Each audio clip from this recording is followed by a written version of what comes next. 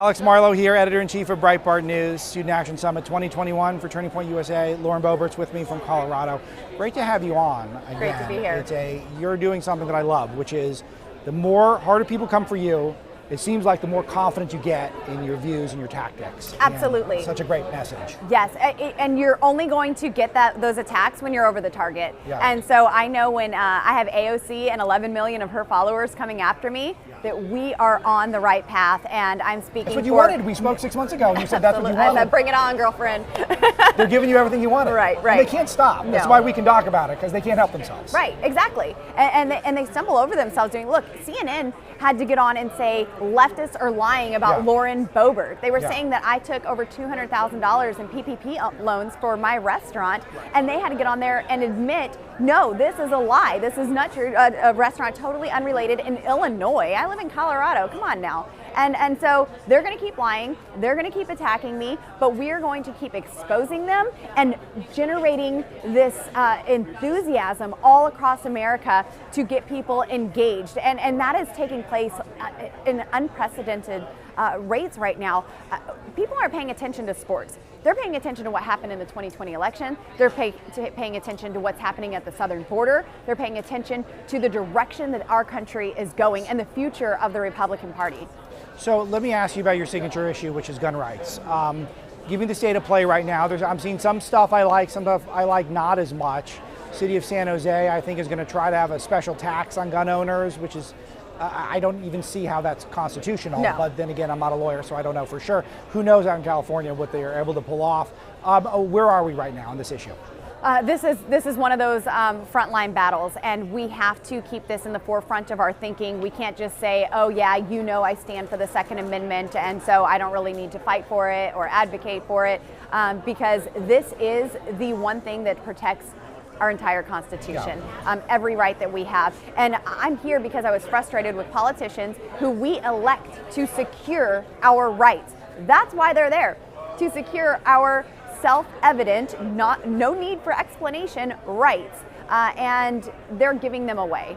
They're finding out ways to regulate them and restrict them and strip them away from American citizens. And so we have to have a check on government, and the Second Amendment gives us that. The Second Amendment has nothing to do with hunting, and then now to say that we're going to get a tax because we're going to. Sure. How about this?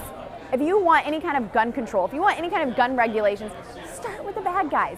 Start with the criminals. Sure. How about we have some of the southbound, out of America caravans that are leaving our country with illegal aliens and all of their illegal guns? How about we stop them at the border rather than just focusing on rural Coloradans and their Second Amendment rights? And we've been reporting on this, that all the rash of gun violence is all in these Democrat-run cities. So maybe try some putting some new people in charge of law enforcement. Yeah. Maybe that would be a good start. Exactly. These have been Democrat-run cities for a very long time, and the mayors, they're the ones who choose the chief of police.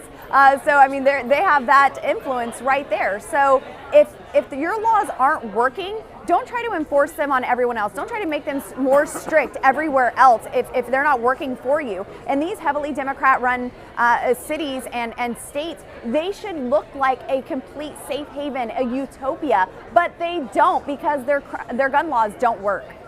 Give me the state of HR 1 right now. HR 1 is not going anywhere. So excited about that.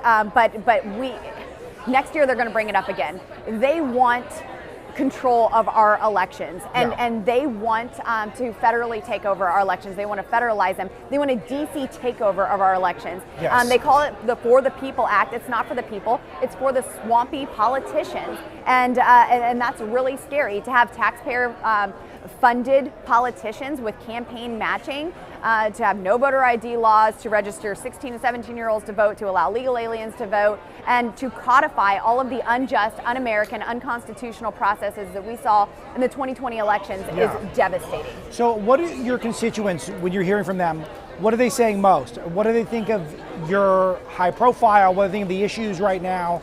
What are you hearing the most? So I love being back home. I'm all throughout my district all the time, and there's some local issues that matter more to them than you'll hear anywhere else in America.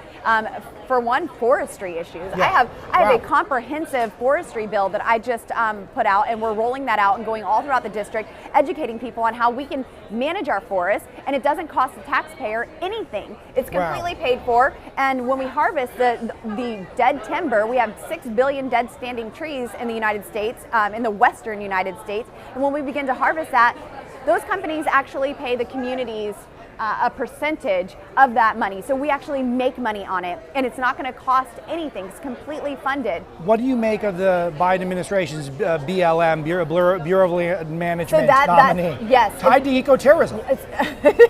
Like, you cannot make this stuff up. No. If you were going to write a movie script, like it'd be too far-fetched. It would be too far-fetched. Yeah. And so the BLM, the Bureau of Land Management headquarters, is actually in my district in Grand Junction, Colorado. And so this has been a hot button issue for me and my constituents because we want to keep that there. And Secretary Haaland wants to move it from Grand Junction, Colorado, and put it back in D.C. She wants the bureaucrats back in D.C. making decisions there rather than right there in the lands that they are affecting and impacting. And now, yes, we have an eco-terrorist who is involved in tree spiking, installing 8 to 10 inch spikes in trees that were designated to be harvested, and then when the loggers would come in, those spikes would come out at them.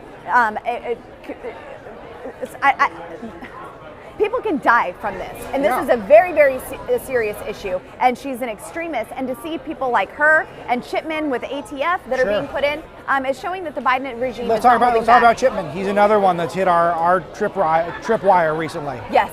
Well, he can't even describe what an assault weapon is, because what is an assault weapon? We still haven't figured that out. I certainly can't. Right, exactly. And this is just another extremist, and they are showing that they are not holding anything back. Yeah. And I believe they're doing that because they know their time is short. And so they are getting every extreme part of their agenda out and in front as quickly as possible. They are saying the quiet parts out loud, and those people that they normally would keep hidden in a closet, in a back pocket somewhere, they are putting right out front for their frontline workers. So most people who are watching now can't wait to vote in 2022, but that's so far away. Right.